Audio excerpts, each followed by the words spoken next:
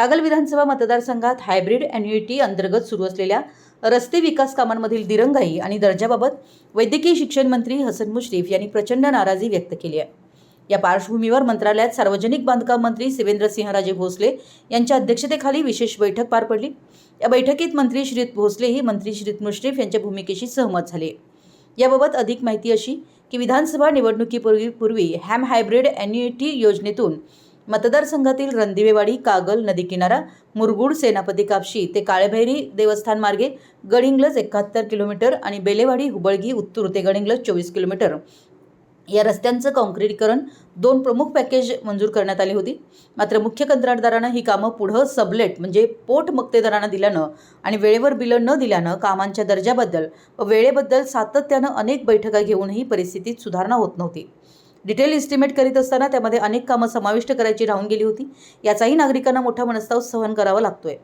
या सगळ्याचा एकदाचा सविस्तर सोक्षमोक्ष लावण्यासाठी मुंबई मंत्रालयात वैद्यकीय शिक्षण मंत्री हसन मुश्रीफ यांची सार्वजनिक बांधकाम मंत्री शिवेंद्रसिंहराजे भोसले यांच्या अध्यक्षतेखाली बैठक झाली।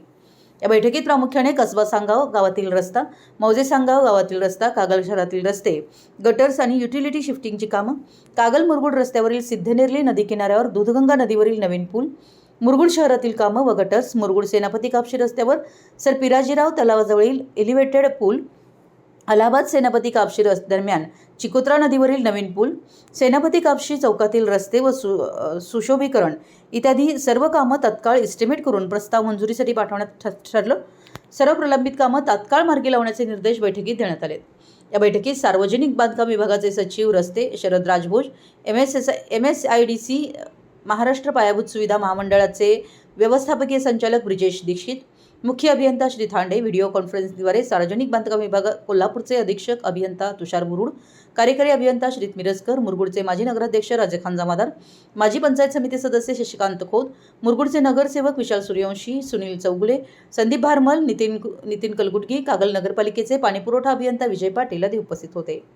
मराठी न्यूजसाठी कागलहून प्रशांत दळवी।